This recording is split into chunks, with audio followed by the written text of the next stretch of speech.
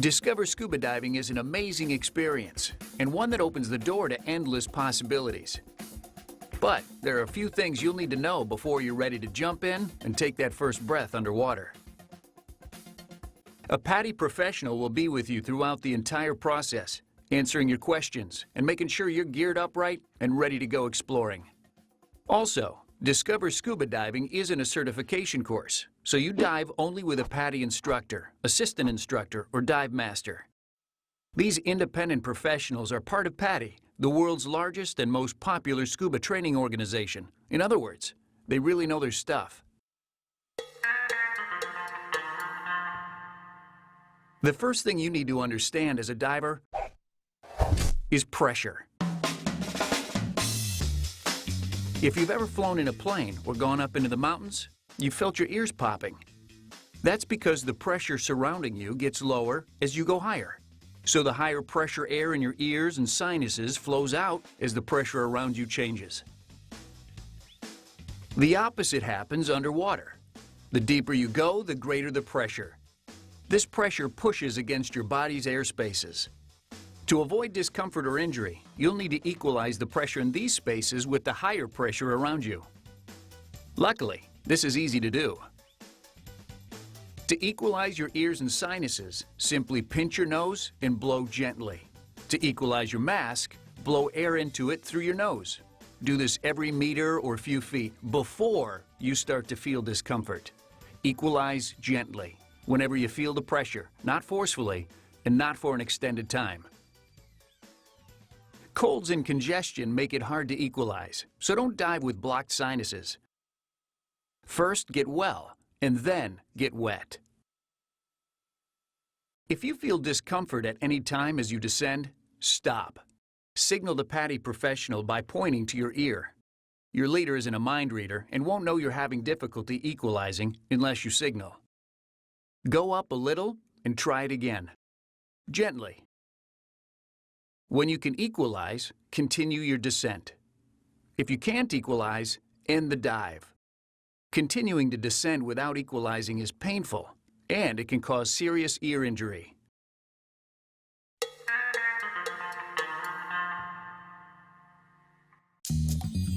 The most important rule in diving is to breathe continuously and never ever hold your breath.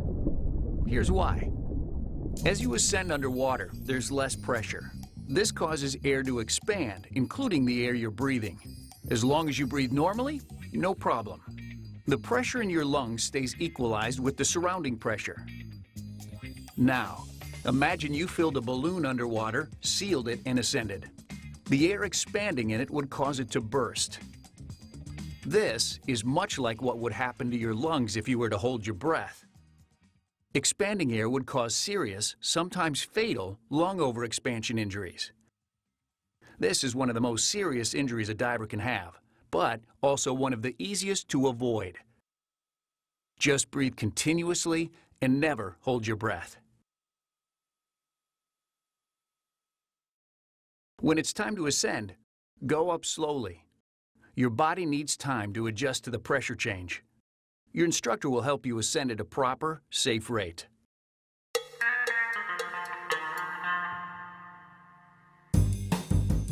You need specialized gear to scuba dive, but that's part of the fun. There are lots of styles and sizes for everything, but don't get overwhelmed. Your PADI professional will show you what you need, help you put it on, and help you adjust it. Here's what your gear does. A mask lets you see clearly underwater. Your PADI professional will show you how to fit it, then how to defog it, so it doesn't fog up underwater and you can actually see. Fins help you kick more efficiently underwater. Your PADI professional will help you choose the best type and size for you. Some people have limited leg use. No worries. If that's you, webbed gloves can help you use your arms to swim effectively.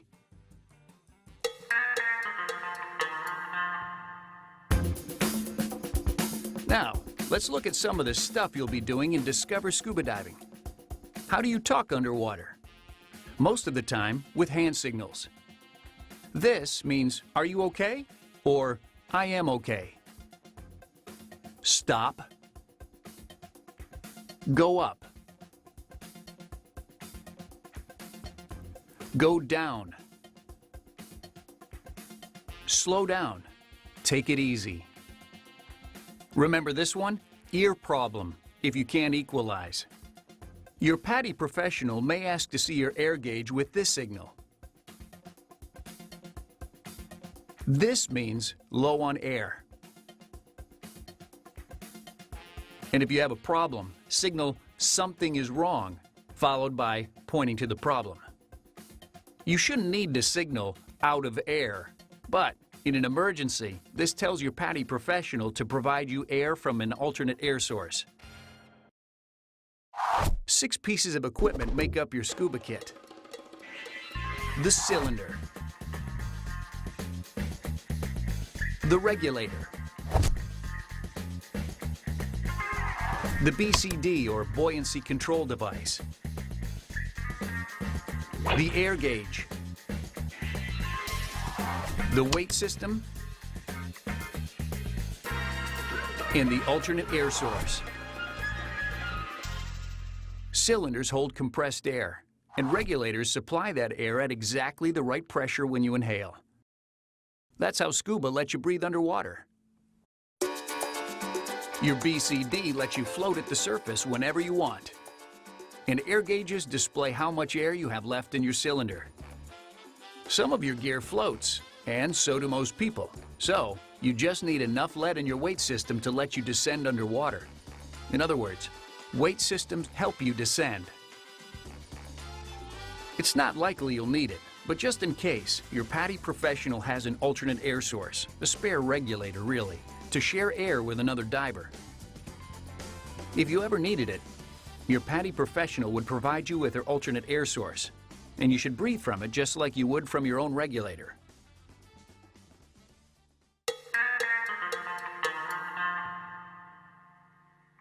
One of the first things you'll learn is how to float comfortably at the surface. Push the inflator button to fill your BCD, and voila, you're floating. Yes, it's that easy. To descend, just raise the hose over your shoulder and push the deflator button to let the air out. Wait for your PADI professional to tell you to do it so that you stay together. When your gear's set and everyone's ready, you'll go underwater using scuba for the first time. Your first experience may be in a pool or another site with pool-like conditions, such as a beach, a spring, or from a boat. When your instructor gives the go-ahead, put in your regulator, take a couple of breaths, then drop down, breathing slowly and deeply as you descend. Remember to equalize and do not hold your breath. Breathing underwater is a unique experience. There's nothing like it. Pay attention to your PADI professional, but savor this moment. Even after hundreds of dives, you'll never forget it. Even though you're in shallow water, you'll still feel a little pressure in your ears. Practice equalizing so you get the feel of it. If you're doing Discover Scuba diving in a pool, this is all you need to do. Breathe continuously, remember to equalize, and pay attention to your instructor.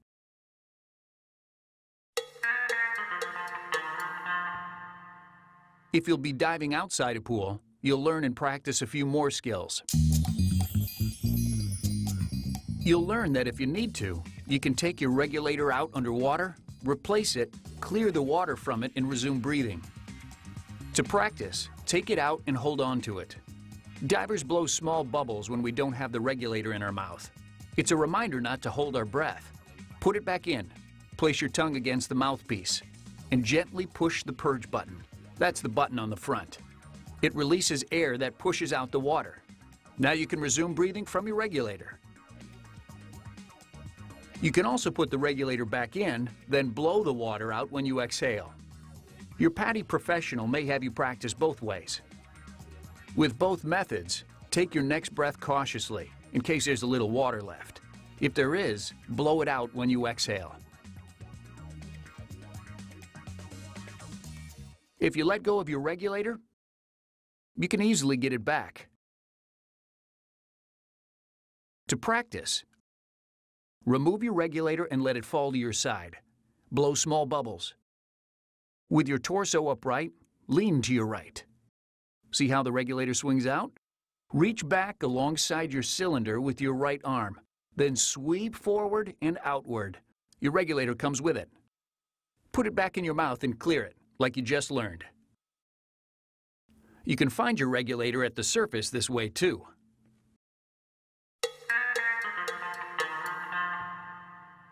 Water may trickle into your mask during the dive, and it's a pain to surface just to get it out. It's easier to clear it where you are.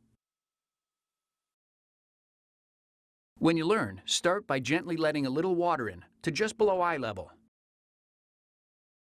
Press the top of your mask and blow through your nose as you look slightly upward. Your breath pushes water out the bottom. Magical. If you need to, take another breath and blow again until it's all gone.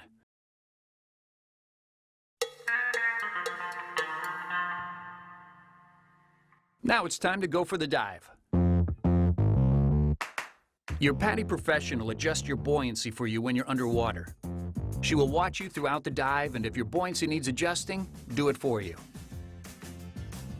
Scuba swimming differs from regular swimming. Keep your arms loosely at your side, toes pointed and body straight. Kick slowly from your hips with only slight knee bends. Use long, slow, strong kicks, and you'll glide along comfortably. Of course, always stay close to the PADI Pro. Your air gauge, also called a submersible pressure gauge or SPG, is usually on your left. Check it often. Your PADI professional will also ask to see it. If your air supply nears the caution zone, let your PADI professional know because it's time to end the dive. When it's time to ascend, your PADI professional will give you the signal to go up. Stay close and breathe normally and continuously, remembering never to hold your breath. I think I said that before, right?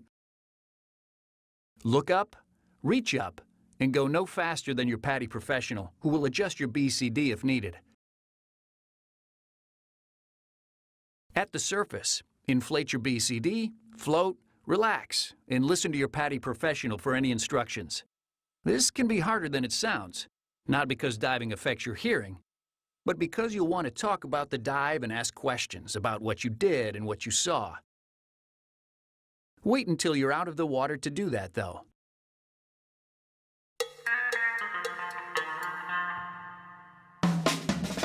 If your dive takes you beyond a swimming pool, whether into the ocean, a lake, or even a flooded quarry, you'll discover a wonderful underwater world full of amazing life. Just watch and enjoy what you see. Many animals will swim away or hide from divers, so a calm, slow approach works best. While most of the animals you'll see shy away from divers, a few will sting or bite defensively, and some can scrape or cut you by accident. So don't touch and be careful not to bump into things, including coral or rocks. This is important for protecting you, but also for protecting the environment. Some organisms, like coral, look tough, but they're actually very fragile. So watch where you put your hands and pay attention to your fin tip so you don't kick anything. With fins on, your feet reach farther than you're used to.